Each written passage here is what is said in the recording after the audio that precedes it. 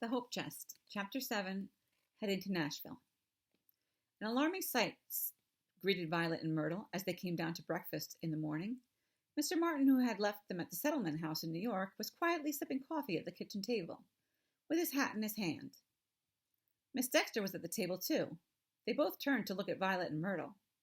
"Good morning," said Miss Dexter. She said it with somewhat mitred air. She pushed a plate of toast toward the girls. "There's coffee on the stove." "Good morning," said Mr. Martin. "Good morning, Mr. Martin," Violet said awkwardly. She thought that once they had gotten away from Mr. Martin and his awkward questions about parents at this Henry Street settlement house, that would be the end of him. That he would actually come after them hadn't occurred to her.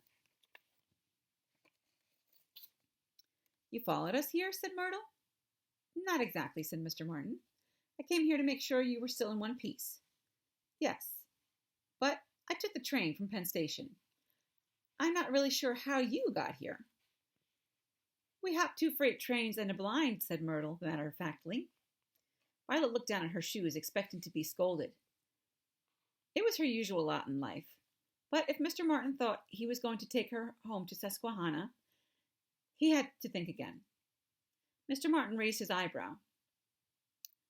"That's very dangerous, you know. Accidents happen to people jumping freight trains. I've seen people who have lost arms and legs." Against her will, Violet found herself looking at Mr. Martin's hand, with the missing fingers. She would have liked to have asked him what happened, but such a question was unthinkable. "And what about your families?" Mr. Martin went on. "Did you think of them, to tell them where you are?" "I don't have a family," said Myrtle.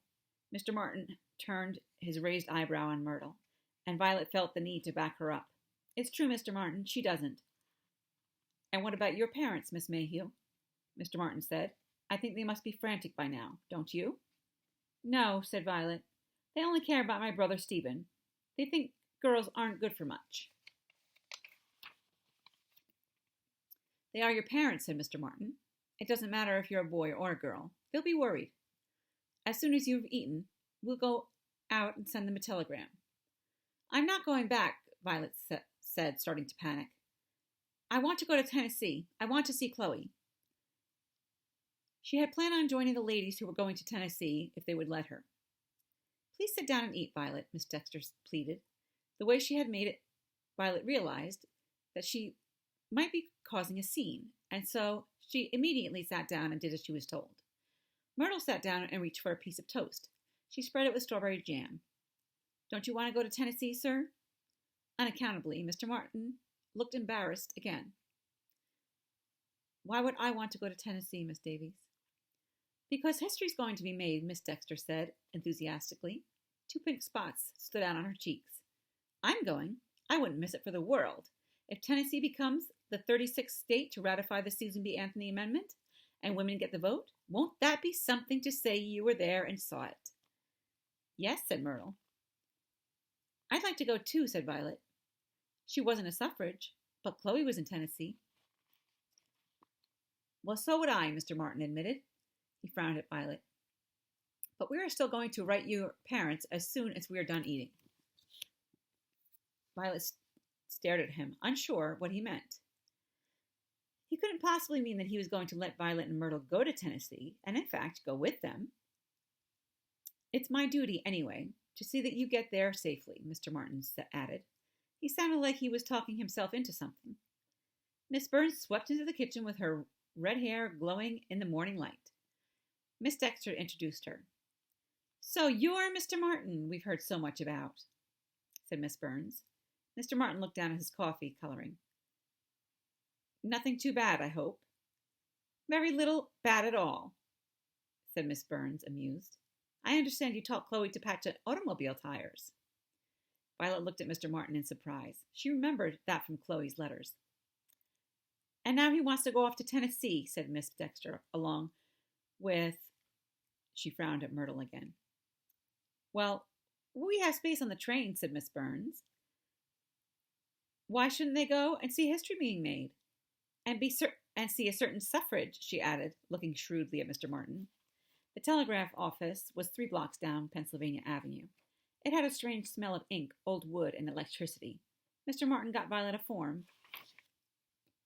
Violet started it, nibbling at the end of the fountain pen chain to the desk.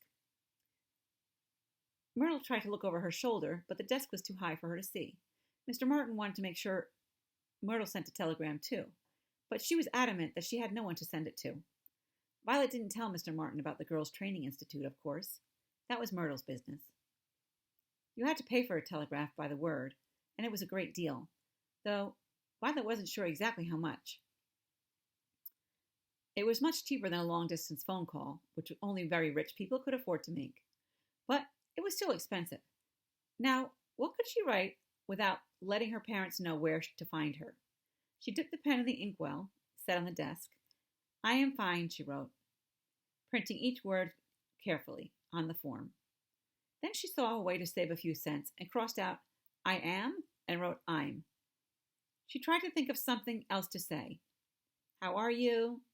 But that was the sort of thing you wrote in a letter when you weren't paying for every single word.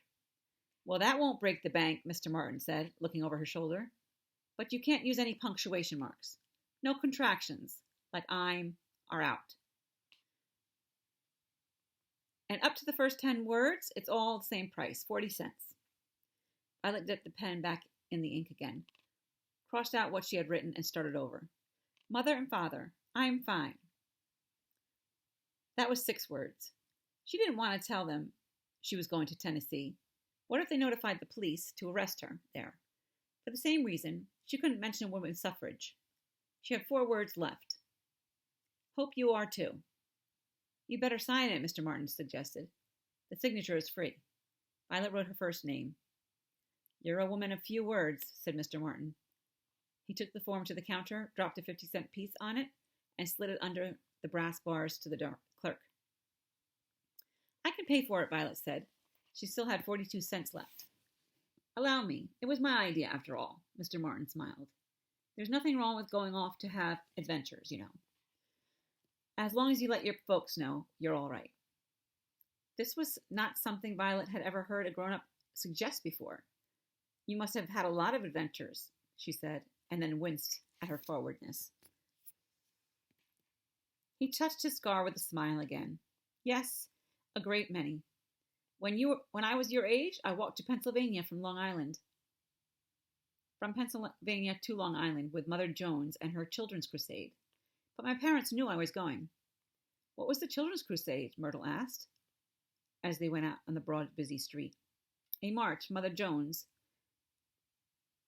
She's a labor organizer. Remarkably old lady. Put together to draw attention to child labor. She took a bunch of us kids from the mines and mills, especially those of us with something to show, for our work." He held up his hand with the missing fingers. "She's got all our parents' permission, and we were all outfitted with a tin plate and a spoon. We walked up through Pennsylvania to New York City and then out to Oyster Bay, Long Island, to call on President Roosevelt." "What did President Roosevelt say?" Violet asked, as they stopped at a large, open-sided sightseeing bus, shaped like an overgrown rowboat pass. "He wouldn't see us," said Mr. Martin, "so we walked back again." "Then it didn't do any good," said Myrtle. "Sure it did," said Martin. "We kids got out of the mills for a week, and we had a lot of fun on that walk, playing and running around like other kids, sleeping in barns, eating what folks along the road gave us. Mother Jones and her helpers taught us to read, too." "But President Roosevelt wouldn't see you?" Violet reminded him. "No, but thousands of people did see us. You can never know what seeds your words and actions might plant. We may get children out of the mines and mills in this country yet. It's only been 17 years since our march," he smiled wryly. "Even when you don't win, you don't always lose. Remember that," said Mr. Martin. "Yes, Mr. Martin," said Violet politely. "It's a shame a woman like Mother Jones can't vote to change the child labor laws. Mother Jones doesn't want to vote. She's an auntie." Violet looked down at him to see if he was joking. "Doesn't want to vote? Why not?" That, said Mr. Martin, is a mystery. Everyone was busy at the National Women's Party headquarters in Cameron House over the next 2 days. They were much too busy to worry about where Violet and Myrtle had come from.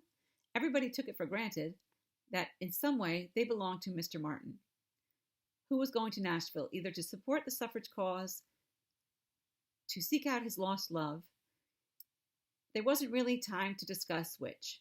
Violet and Myrtle helped in the preparations for the trip to Tennessee. This involved a lot of copying down of addresses, sorting notebooks and law books, and laying in supplies of postage stamps and telegraph forms. Miss Burns found a few adult dresses that could be cut down to size for Myrtle and Violet. She also found a frightful plaid school dress with a double row of fat black buttons down the front and a black patent leather belt, 3 inches wide, which unfortunately fit Violet perfectly. Violet got a neck-ache and a backache and felt like an old woman after 12 straight hours of sewing to make the dresses fit. She could tell from Myrtle's expression that she felt the same, but at the end of the day, each had a pair of very serviceable dresses.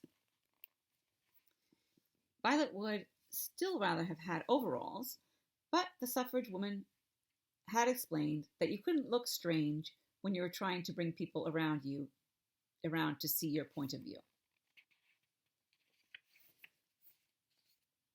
What gives them an excuse not to listen to you? That gives them an excuse not to listen to you, Miss Dexter said. You wait and wear your overalls after you've won the vote. She said this with a frown at Myrtle and then a side look at Miss Paul. Violet and Myrtle knew that this was what this was all about. Miss Paul had no objection to Mr. Martin, Violet, and Myrtle going to Tennessee. But Miss Dexter had an objection, specifically to Myrtle. Violet had thought at first that Myrtle was overreacting and thinking this. But now she saw that it was true. Don't you have people in Washington, Miss Dexter had asked Myrtle, rather pointedly at the dinner table the evening after they arrived. Didn't you say you were from D.C. originally? They're all dead, ma'am, said Myrtle. Like I told you before, my mother died in the influenza, and my father died digging the Panama Canal. Well, what about the people who sent you to school in New York? Miss Dexter pressed, brushing past Myrtle's dead parents without comment. The church ladies that packed me off to the Girls' Training Institute, Myrtle retorted. Oh, right. I'm so grateful to them, ma'am. Miss Dexter tell the girls about New Hampshire, where you come from. Miss Burns interceded desperately. The long oaken branches of the waiting room at Union Station seemed to disappear in the enormous echoing arched chamber. In the waiting room is 90 feet high and was modeled after the baths at Diocletian, said Miss Dexter.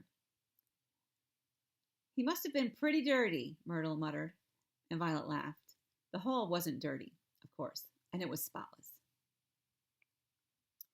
It was the largest railway waiting room in the world, Miss Dexter pointed out. That perhaps explained why it seemed so empty, Violet thought. There were people in it, but they were dwarfed by the enormous arched ceiling. But most of the wooden benches were empty. Violet would have liked to get up and walk on them, turn at the curved seat at the end, and then walk back along the other side. But of course, a young lady couldn't do that sort of thing. The suffragists had rented their own train car, called a tourist car, which made the tickets to Tennessee much cheaper. There were some spare seats because a few people, including Miss Burns and Miss Alice Paul, had decided not to go. The suffragists had agreed to take Violet and Myrtle and Mr. Martin along, and Violet had the impression that Mr. Martin had given them some money. They were a jolly crowd, boarding the train, even rowdy, Violet thought. Some wore sashes of green, white, and purple or gold. White and purple or green and gold, all of these colors symbolize support for women. Suffrage. Some of the women had badges and medals. And when Violet looked closely, she saw that some of the badges said that the women had gone to jail for the cause, and others said hunger striker. Those were women who had picketed the White House in the snowstorms and been in jail and starved themselves for women's suffrage. A group of them joined arms and sang, "Oh, we troubled Woody Wood as we stood.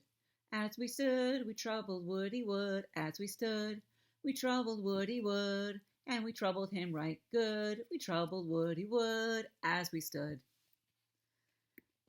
"Don't sing that song," a woman protested. It was Woodrow Wilson who asked Governor Roberts to call this special session in Tennessee. "Only because we troubled him till he did," another woman called out, laughing. The train rumbled to a stop, and the suffragists found their car and climbed aboard. The conductor came along, checking tickets, and stopped by. When he got to their party, he stood over Myrtle, looking down at her disapprovingly. "This won't do," he said. Myrtle looked up at her face expressionless. The skirt of her blue dress was spread out on the red mohair seat, and her feet, in their high-top black shoes, swung a few inches above the floor. He towered over her. "What won't do?" Mr. Martin demanded sharply. He and Miss Dexter were sitting on the seat opposite Violet and Myrtle. "The colored girl, she's going to have to ride in the colored car." "That's not the law in Washington," Mr. Martin said. "Mr. Martin, please," Miss Dexter murmured. "Well, it's not," said Mr. Martin. "Maybe not, but once we get moving, we'll only be in Washington for a few minutes," said the conductor. "As soon as we cross this district border, the girl needs to go into the colored car and stay there." "But she can't ride by herself. She's just a child," Mr. Martin said. The conductor shrugged. "She'll be among her own people. I'm sure they'll look after her." Mr. Martin got to his feet, his face twisting in an ugly scowl that made his scar look more menacing. He no longer looked like polite Mr. Martin. He looked like some dangerous thug in a moving picture show. Violet felt a lurch in her stomach. She had never seen adults fight before, and she didn't want to. Violet looked at Myrtle and then at Mr. Dexter. Miss Dexter. Miss Dexter was determiningly looking out the window. Violet looked back at Myrtle, who looked away. Violet was sure there was nothing Mr. Martin, let alone Violet herself, could do. Rules were rules, but it seemed really unfair to Myrtle. She reached out and took Myrtle's hand and glared at the conductor.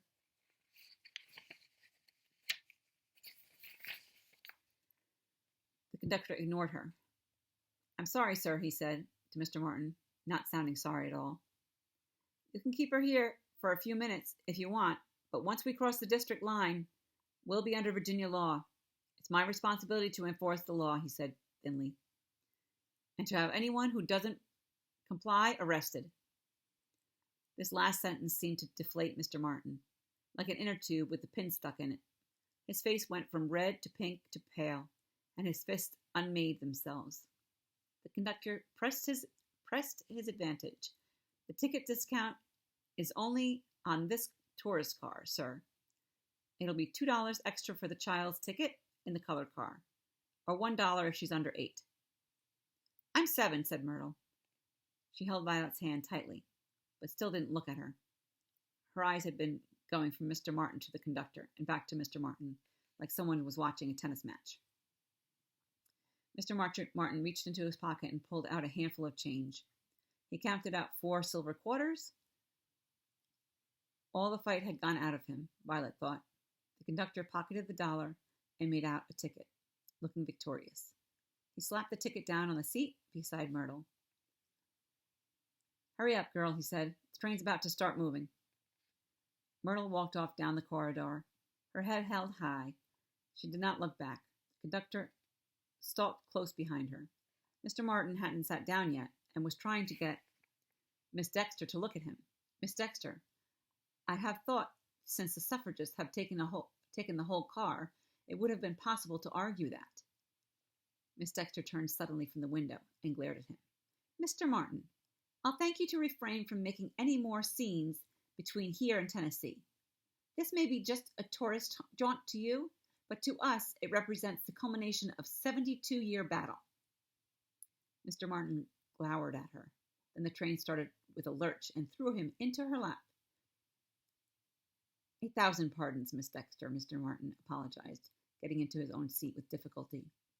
I can assure you that I care every bit as much about the women's suffrage issue as you do, he said frostily. I find that very hard to believe, Miss Dexter, said Miss Dexter.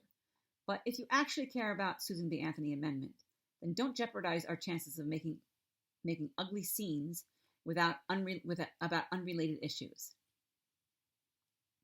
It is not an unrelated issue, Mr. Martin said heatedly. It's all the same issue. If you can't see that, you sound like a Bolshevik, said Miss Dexter, and turned pointedly to look out the window. Mr. Martin turned the other way and stared across the aisle out the opposite window. The other suffragists in the seats around them were all trying hard to look like they weren't staring at Miss Dexter and Mr. Martin. Violet felt extremely uncomfortable. This was going to be a long train trip. She wished Myrtle had been allowed to stay.